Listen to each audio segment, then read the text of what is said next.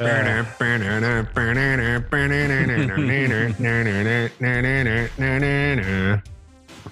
wait, we should do a sign like the intro first. Huh? Right? We should do an introduction. We should do an introduction. Start the show. I didn't think that was you starting it. I was like, yeah, let's do the. I was waiting for the introduction. Well, I was waiting for you to agree with me as to whether or not we should do it. Hey, and we could fade into this conversation before the actual introduction. Yeah.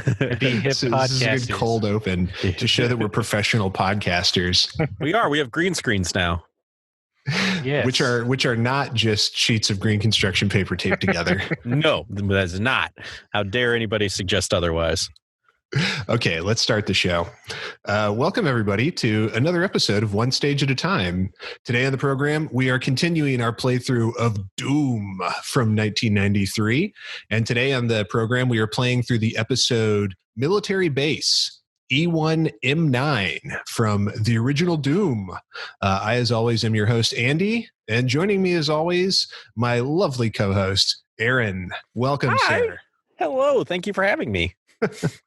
And joining us once again, he was with us on episode 1. You loved him, you demanded more, and he's back. Sam, welcome back, sir. Returned after my sabbatical. Yeah. Before we get started, I have one correction. I had 2 corrections from my first episode. Ooh, corrections department. I like it. You fixed it because I was just calling it Castle Wolfenstein. It is technically Castle Wolfenstein 3D. Right. And you guys fixed it. Another big oopsie, when I mentioned Street Fighter and I said that combos were a glitch, I technically was not right. It was canceling. And what that means is if you do a combo, so like punch, punch, kick, yes, you can, in Street Fighter, that last kick, you can sometimes cancel it into a special move, like where it stops the animation and does the full special move instead of having to wait the full animation. That was an accident and is like a hallmark of Street Fighter. So that's I know there was like one guy out there that was like when I said it was that. you. So it was me. Yeah. So I just wanted to clarify that cancels were the bug that they kept into. Combos were intentional and we're supposed to be there. Combo is just any string of attacks that will hit and aren't blockable. Right. So yeah. So a cancel is like a piece of tech, more or less, that maybe wasn't intended, but now has become a staple of the genre. Exactly. Yeah. And so like basically animation canceling is what it is. Okay. Yeah. No, I get what that is. I've played enough Devil May Cry and God of War style games to know what that means. It is a term. The term cancel is used throughout all, like it's a fighting game and fighting game lingo. Right. It's not just for J.K. Rowling. Yeah. Oh yeah. Right. Ooh, got her ass. Cross-ups, mix-ups, cancels. Yeah, we'll save that for the Street Fighter episode. Yes, yeah. I know nothing about fighting games except what you've told me. So we'll have you back. That makes them a good candidate for our next game. And I've been getting into them. I have a fight stick and everything now. I've been playing a lot of fighting games over the last few months. Yeah. I don't know if I'm that good, but I've been playing them. You have the right equipment, so you're already miles ahead of me and Aaron. All right. Well, let's get to the topic at hand for today. Doom from 1993. Let's jump right into it, boys. So last time on the program, we played through E1M3, the Toxin Refinery, a fairly difficult stage, which contained the first secret exit in the Doom history. And that led us to E1M9, the first secret level, the military base. So what did you guys think?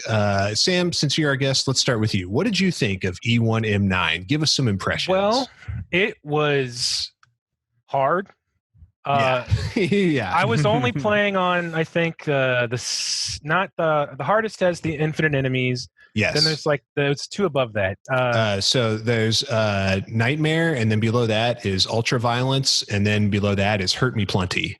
So then maybe it was Hurt Me Plenty, maybe the middle of the road. That's more or less the normal difficulty. I played this level, the secret level, and the level after it. And I only died once. And I don't remember on which level. It's probably this one because there is a lot of enemies and a lot of stuff going on that I had forgotten about that you guys talked about in the last episode, which is, yes, there are pinkies, but there are also invisible pinkies. Yep. And quite a few of them in this level, if I remember correctly. You remember correctly, yes. They are annoying as fuck. It wasn't too bad. I just know that this room right here, this was the room I was like, oh fuck, because this guy knows what's going on. This guy made the right decision. And he left the room. I'm sitting there trying to pick up stuff on the star the whole time, just going like, oh god. We're watching a playthrough as we're talking here, and there's a really interesting feature in this stage. It's like a blazing red star on the ground with a suspiciously free rocket launcher sitting in the middle of it. But as soon as you touch the rocket launcher, wave after wave of enemies start to spawn in from the hell star on the ground. And if you're not ready for that can be a bad time. That's the theme of this level, though, is wave after wave of enemies. This that's what I wrote it down 3 times in my notes. Holy shit, that's a lot of enemies. And another callback to, I don't know if it was the last episode or the episode before, but I now follow Andy's strategy after I think this level of blowing up every barrel I see, whether I need to or not. Because I definitely backed up into a barrel and was like, what the fuck, and got my ass killed. Dude, it's so annoying when that happens. I'm not doing that, but I am being much more conscious of where they are, because like I'm of the mindset of I might need that later. I might need to blow that up later. You're trying to use it. I go for the barrels every time after this level, and the concentration of enemies are a bit higher. It's definitely let's shoot the barrel first and ask questions later. Yeah, I agree with that strategy. Discretion is the better part of valor. Why be a hot dog? I don't remember the term. It's like hot dogs. Gib? Is that the like jib? Jib. I like that. Giblets. It's really. I like that animation a lot. So it's really fun to see that pop off. It's like you're squeezing a beefsteak tomato a little bit too hard.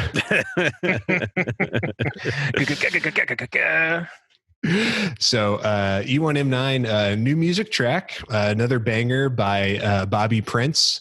The track for this stage is called The Secret Halls, I think. Let me double check that real quick. Secret something. Secret's in the name of it. Anyway, it's a good track. What did you guys think of the track for this stage? Unfortunately, I don't remember the songs. I didn't pay attention to them enough because I was too busy. I was playing and I was actually having some conversations on the side. Some side chatter. Well, I was like, I got to do my homework before the podcast starts. you weren't completely 100% devoted to one stage at a time. Well, I need to play it a few more times. I think with the music in mind. Yeah.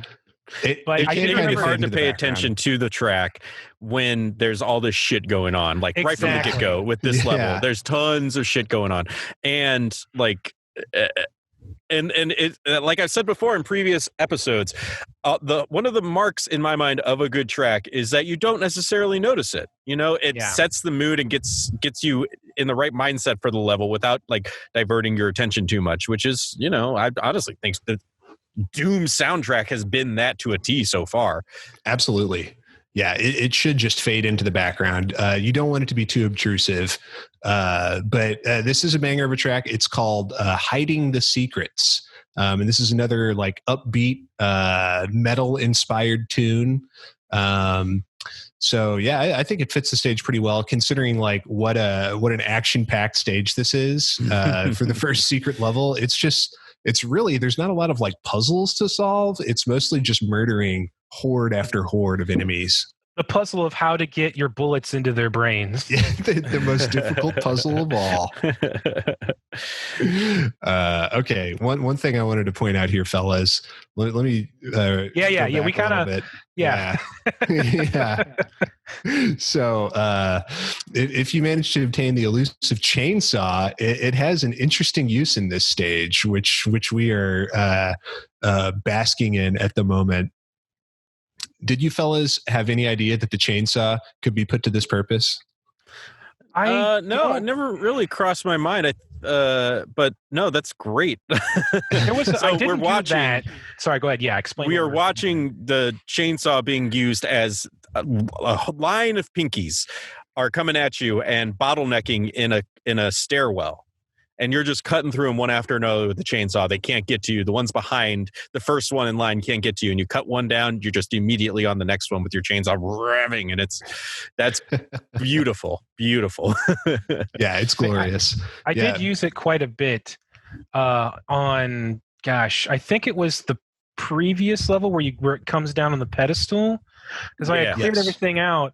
And it was the last thing that I got. So like I didn't have any enemies to fight. And I went to the secret level, and I just started. That's all I was using for a while was the chainsaw, because I didn't realize that it replaced your fists. Mm-hmm, so I thought at first it was like I had to, if I moved, it was like run out eventually, or like it was a temporary power up. And then I realized after many, many dead enemies, like, I don't think this is going anywhere. Yeah. Well, like, unless you die. Yeah. Like in more recent Dooms, it is like a special weapon that you can't use over and over and over again. And that's been in my head a lot because I played 16 before we did this podcast. And in the Steam sale recently, I picked up Eternal and I started playing it. I'm so jealous. I'm waiting for the Switch version, but the wait is difficult. It's a different game. You know, it even feels different from 2016, but it basically it takes 16 and goes, you know what? We're really going to lean into the arcadey kind of feel. And like, it's way more, it's hard to explain. Like you have like sub weapons and stuff, but they're very specific. So it's like the chainsaw. It's like when you're going crazy, you want ammo, you use the chainsaw and the guys explode into all the different ammo, but they're all different colors. So it's like neon green, yellow, pink, and well, health is blue, but like Borderlands-ish sounds like. But it's still Doom, obviously. But it's you get a lot more acrobatic. There's like you get double jump right off the bat. You know, you don't have to upgrade then to find the upgrade for that. And you're doing all these weird there's like poles you're swinging off of, and it's a lot more platformy. Interesting. So you've got like some Prince of Persia style like pole swinging going on. And there's a lot of like how do I explain it, like specific enemy type stuns you can do, like the big floating eyeball guys. I'm always the Caco demons. If you throw a grenade in their mouth, they'll swallow it and it'll blow up and stun them, and then you can go up and do your instant kill move on them. Oh, like a Dodongo from the Legends of Zelda. Yeah, so there's like way more. Like every big enemy besides the regular guys has specific weaknesses, and they put the marine guys are in the first level. Like nice. They're not in the. I don't think they were in the first 16 at all, but they're not straight really, up. Yeah, they had they were like zombie. Humans. But they're straight up like the cursed marines, possessed marines. It was kind of cool.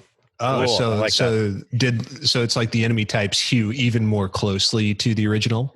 Yes, I would say that. Nice. I like that. But enough of our sidetrack. Back to Doom 1993. To the game that only Sam has played. To the game that we all played. Yeah. Aaron, what were your thoughts on the military base? We got Sam's impressions. I thought it was really cool. I loved the wave after wave after wave of enemy and just slicing your way through them, making them feel the bite of your sword.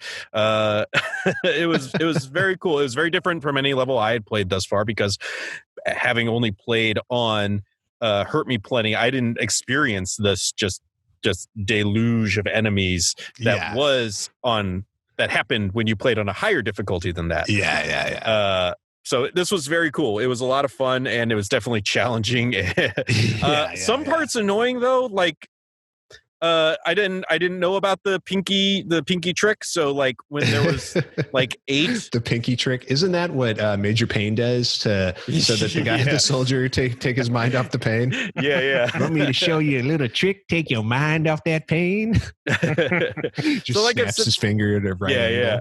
Like I said before, like the pinkies aren't that big of a challenge really, but when there's 8 of them coming at you and you've just got like your shotgun, and you're just shooting them one after another. Like, they're not that big of a threat, but it's annoying. It's more annoying. So that was kind of a meh.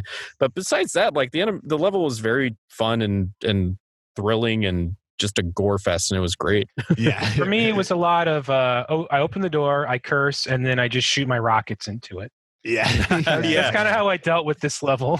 This guy just on the video, he just kind of did the same thing.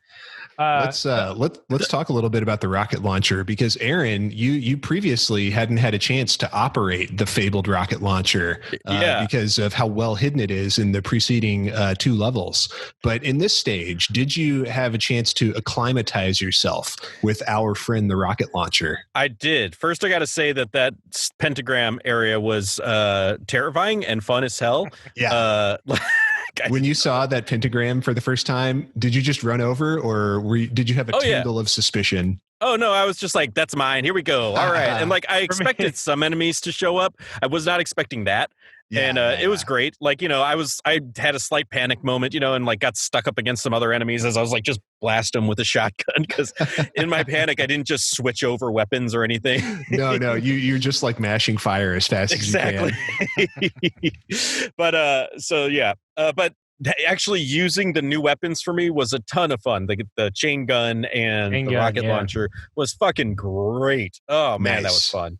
Yeah, because the chain gun, of course, is available on this stage too. It's kind of hidden, sort of. There's like in one corner of a room or 2 rooms, there's like, so the layout of this stage, if you haven't played it, it's kind of like a wheel and spokes. There's like a central area where when you walk in at the beginning, there's like a million imps. Sorry, my cats are fighting. If you're hearing hissing and meowing in the background, it's because my cats are fighting. But anyway, there's a cage with like a million imps in the middle of it, which is tight. We should get into speculating as to like why that's there. Like, why is there a cage of demons? But then like branching off that are 4 kind of spokes in like the cardinal directions. And then each of those leads to like a room with like some challenges, and you're going back and forth between the 4 different spokes, finding card keys and opening up different rooms. But anyway, 2 of them are connected by like a passage, a hidden passage where like there's little elevators in the corners of the room that'll take you down. And in that underground hidden passageway is where you can find the chain gun. Mm-hmm. I did really enjoy the level layout of this level, the map layout. The previous levels up to this point. So like for me, it goes like first level, instant nostalgia. Everything after it is like a brand new game because I sucked at this game as a kid and only played the first level, and that was it. But playing this level, I really like the other levels before were kind of like, oh, okay, I think I've not been here before. You guys touched on this, like it's a bit samey. But this one I liked. I don't know, just like it felt really good. Like here's this half, here's that half. Oh, I got the card key. I remember where the door was. I'll go back and do that. Like it really kind of flowed for me a little better than other levels, and I enjoyed that. I tried for 5 seconds on the room with the pillars with the items on it. Yeah, and the way the mouse works in this game, where you're like moving forward and backwards, moves you, made it almost impossible. So I just got up there and just ran really fast, and I think I got the chainsaw. I already had a chainsaw. I got that bag. The ammo bag, and then I just left full of ammunition. I was like, I got something. I'm leaving this room right now. I'll tell you what, brother, even with the controller, making those little jumps is really hard. Well, so let's talk about the room that you're talking about. There's a room in this level where there's a bunch of power-ups and weaponry on top of these pillars. You come in the room and there's a small, like they're all elevated. There's no steps or anything leading up there, but there is a platform that goes up and down at the back of the room on the other side of the room. You got to dash over there, get on the platform before it raises, and then you can dash between the pillars. They're close enough that you can do that. I didn't realize that it was activated by a switch. I thought that it was a timed thing. So like I was trying to make it rise, and I didn't realize it was a switch. So eventually I just gave up and left. So I screwed that up. For me, again, the switches aren't obvious, so I just would run in and out of the room until I heard the click, and then go back. But it was so finicky that I was like, no, I'm gonna spend half an hour trying to get like a shotgun that I don't need. They already have. Yeah, because I think I came into this level when I found the secret. I had a lot of. Can you get like a lot of items like guns in the previous level? You can have basically everything. I mean, there's two extremely high end weapons that we haven't seen yet, but besides that, you can have basically everything by the time you enter this stage. Okay, it's pretty wild how quickly they introduced all these weapons. Yeah. They don't really hold your hand. I mean, stage 2, you can have the rocket launcher and the chain gun if you know where to find it. Yeah. But it's funny how, oh yeah, here's a chain gun just sitting around. You just go ahead and take it. Yeah. Maybe you'll need it. I don't know. Someone helpfully left a chain gun here. There's a rocket launcher just sitting here on this evil pentagram from hell. That's one thing I love about this stage is that this is our first glimpse of the evil pentagram from hell. And I'll tell you what, folks, we're going to be seeing a lot more evil pentagrams from hell. You can bet your bottom dollar on that. I can't wait. I love evil pentagrams from hell. I wanted to mention one more thing about that pillar room that we were talking about. Doom Guy hasn't learned how to jump yet. He's going to figure that out in Doom 2016, I think, but he hasn't figured it out quite yet. So the only way you can get across gaps is by running really quickly. And if you like run and strafe diagonally at the same time, you can clear a little bit more distance sometimes. And so that's how you're supposed to be able to get across those pillars. And I'm pretty sure in speed runs, they have ways of making themselves go even faster so that they can get over certain gaps that you're not supposed to be able to get over. Of course they do. Those any kind of platforming in this game is the most unintuitive feeling thing I've ever played. It's like, oh God, this feels gross. I don't disagree. It does not feel natural whatsoever. But platforming in a first person shooter is honestly a relatively newer kind of thing. It took them a while to really nail it. I wouldn't say they did a really, really good job until, like 2000, was it 10 or 11 with Perfect, was it Mirror? What's it called? The one where you're like... Mirror's Edge? Mirror's Edge. Yeah. I actually haven't played that. Yeah, I mean, I think the Metroid Prime games do a pretty decent job, but they're sort of like a hybrid. They're not really a true FPS anyway. I was going to say, like, they're not like... it's not like when fighting game people say, well, Smash isn't a real fighting game. It's more like it's a hybrid, It's Elder Scrolls isn't I wouldn't call it a first person shooter or a Fallout, it's more of a slower paced kind of methodical dungeon crawler that just happens to be first person. Right. Yeah, no, that's a great way of putting it. I mean, Metroid Prime is very much the same in that, yes, it's like a first person viewpoint, but you're doing so much other things than just shooting, and there's no precision involved since you can lock on to all your enemies. So it's barely a shooter to begin with.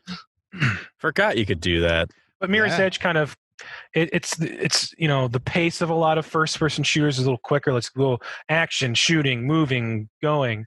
They kind of get that. They kind of capture that feeling, but you're not really killing anybody. all you're doing is platforming. Yeah. That's what I thought. I was like, that's honestly the first thought that crossed my mind. I was like, is that a shooter? and that's the kind of the next. They've kind of done that a little bit, not as extreme, obviously, in Doom Eternal, where there's like you can air dash, and there's like a chain on your shotgun that you can like pull yourself to enemies with. It's all kinds of crazy. Yeah, it's like Scorpion, like reverse Scorpion. You instead of they stay still and you shoot to them, so you can you get them critical, you chain into them, and then boom, you just rip it in half. I'll come over there. You stay right over there. Like when you hookshot Ganondorf in the final battle of Legends of Zelda: Ocarina of Time. They duct tape a hook shot to your super shotgun. Nice. Yeah. I can get behind that. That sounds pretty sick to me. And then they give you also, don't they give you like a Predator gun on your shoulder too? Yeah, it shoots grenades. That's how you throw grenades in the game. It's a shoulder-mounted Predator cannon. We were just talking in a recent episode, Aaron, about how we're so much used to having like shoulder-mounted armament cannons, whereas like the rocket launcher in this game is just like a tube that he holds directly like at his midsection. Yeah, like it's coming out of his belly button. Yeah. And that's how it was back then. Like Doom started it, and then Quake. Or actually, I think even Wolfenstein 3D did it straight through the middle. Quake had a very famous rocket launcher that was the same way, enough that Team Fortress 2, a first-person co-op or the team-based shooter, there's a thing, rocket called the Original that puts it right in the middle, and it has the same sound effects and everything, which is kind of cool. Oh, that's cool. I like that. Yeah, that's cool. Okay. Yeah. I've heard Team Fortress 2 is good. It's amazing, but it's really old now, and it's like full of like racist robots, apparently, from what I read online. Damn like racist robots.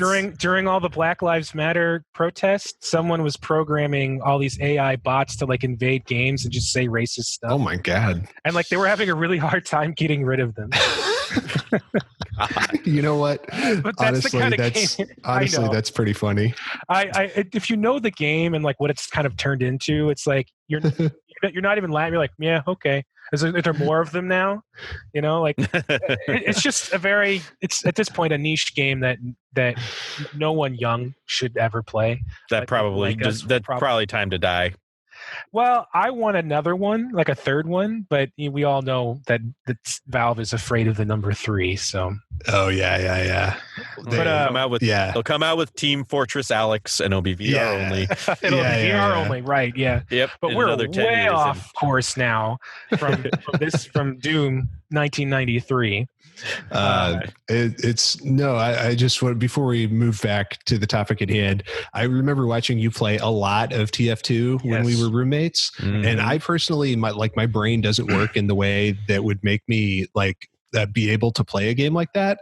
But I do really enjoy watching people who are decently good play games like that. I also played the fastest character with the least amount of health a lot when you were watching me, the Scout, which requires even more brain processing power for that kind of game because he's so quick and literally everything can one hit kill him.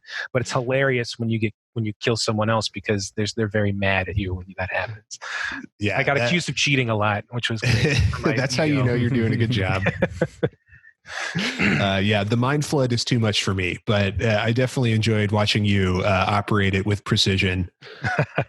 Long ago in a distant land and far away. I have over 1,000 hours in that game, by the way. Wow. Yeah. And I haven't played it a long time. But anyway. I guess I have like other tangents I want to go down, but I guess we should keep talking about the Let's get back to the podcast, right? All right. I wanted to ask for your opinion, fellas, on this conspicuous cage at the beginning of the level. It's dead center of like the central hub, and it's just full of imps who are apparently in prison. There's no way out of the cage. In fact, you don't even have to kill the imps, although they will shoot at you. But what do you fellas make of this strangely conspicuous cage? I have a question. I was thinking about. Let me give you my train of thought here. So first off, are they the only imps in the level in that cage? Is that it? No, they are not. Yeah, there's a few others in different places. Well, that kind of ruins my theory then, but I'll still go ahead and tell you guys what I was thinking here. So like, you know how sometimes the enemies will fight each other, right? Yes. And this is the military base, right? Yes. And there's a lot of, so I thought maybe like the soldiers, like the Marines, just like rounded up all the imps. They clearly don't get along. Yeah. And they're like clearing out the military base for themselves because they have some kind of like old memory from when they were. Oh, yeah. I like that theory. Yeah. Like they somehow remember what it was like to be a human and what their purpose was. Like being here, they're trying to reclaim it for themselves. But if there's other imps, then maybe they're trying to get those imps still. Yeah, maybe it's like factionalized. Like some of them are like hewing to the old ways, and others are like more closely aligned to their new hell protocol. They're the imps that betrayed the other imps. Yeah. You got your Morning Star faction over on the left, and you got your Screw Tape faction on the right, and they're at war. Yeah, that makes sense to me. I like that theory.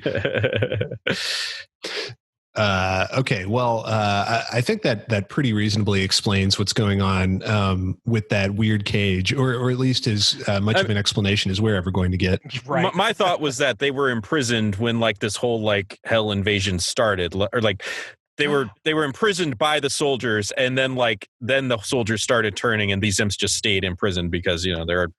That would be cool too. That's a cool theory. Like these were like the first wave, and like they got it locked down, but then they started getting possessed, and Pinky showed up, and then now that's why there's some more imps because they've shown up too. That's my head thought on it. That's my head canon. My thinking on the whole thing. Or maybe it was just like, let's fuck with the people playing. There's fucking imps in here. They're all smoking fat doobies and eating pepperoni pizza. Like, oh yeah, put them all in the middle. Oh. Dude, it's ridiculous how fun that sounds. Like, just I want nothing more than to like smoke fat doobies and eat a pepperoni pizza with John Romero. Guys, let's learn how to code. We can be buddies with John Romero. I don't know if I want to be buddies with John Romero anymore. Honestly, yeah, like the other guy. Who's the programmer? Who's the other guy? John Romero. He's the guy. Carmack, yeah, I'll be friends with him.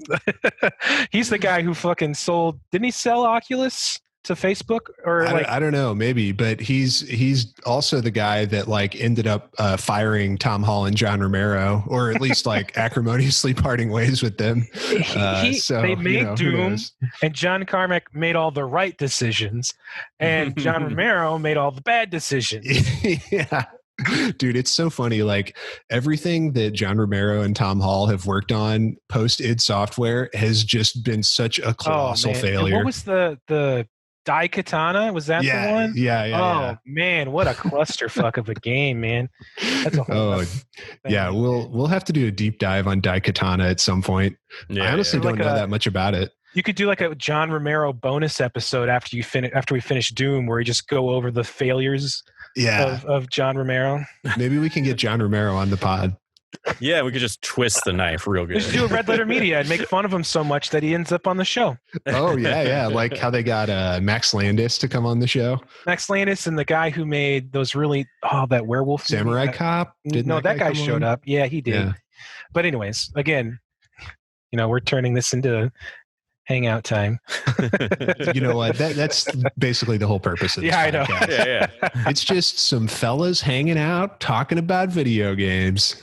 Chunky Doom games. What the hell were we saying before we got off? We were our tinfoil hat theories about John Romero smoking weed. Oh, weird shit in his video. Yeah. John Romero, what an interesting fella. So I forget if we've really said, but id Software was founded by 4 people who were like 4 co-founders and co-owners, more or less. One was John Romero. One was John Carmack. One was John Carmack's brother, Adrian. And the 4th was a guy named Tom Hall. And I think we'll probably have to like devote more time to talking about each of them individually because they're all kind of interesting in their own right. Very. But eventually only the Carmack brothers remained at id Software. And there's some stories behind why that is. And neither of them are with it anymore now that it's Bethesda owns it, right? I think that's right. I think Doom 3 was the last one that they worked on. So I know Carmack, he works for Facebook technically now because he develops the Oculus. That's his baby. Oh, interesting. And I think he might have just sold it off completely and jumped on some kind of crazy like AI related thing. I could be wrong on that, but the Oculus Rift and everything was his baby. His VR baby, basically. He was definitely like the more techie one. I think he created the engine. Yeah. The main programmer for all these Quake and Doom and all that stuff. And also probably the one who had like his head screwed on the tightest and would actually like finish projects that he started. It's funny to look at the two of them. and you can see why maybe one is more successful in life.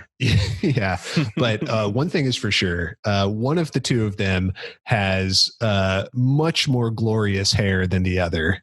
That's and true. His name is not John Carmack. John Carmack looks like a mix between Bill Gates and the guy who runs Facebook? Oh, Zuckerberg.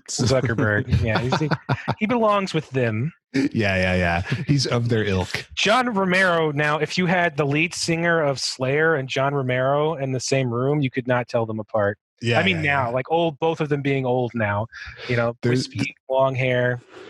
There's a certain class of like tech guy who like he can afford a decent haircut and just chooses not to have one.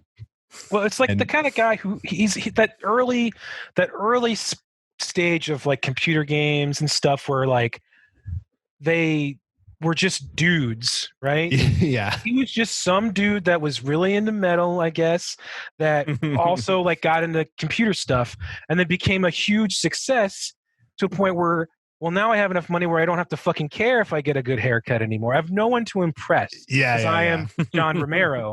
So it's like, it's just there's. I was talking about John Carmack, who's the one with the bad haircut, because like he and Bill Gates and Zuckerberg all kind of fall into that category of just having like stupid like bowl cuts or just like dumb like like Great Clips haircuts. John Romero though, John Romero spends hundreds of dollars on conditioner and various fancy products to keep his hair so luscious and smooth. All right, fellas. Well, what do you say we wrap it up there?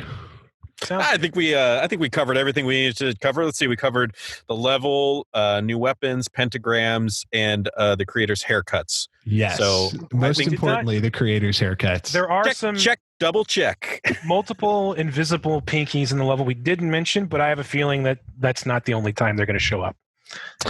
Well, they have. It is not. Not only that, it was not the first time they showed up either. Because that's true. In the previous level, there were a couple of them playing on the hardest difficulties.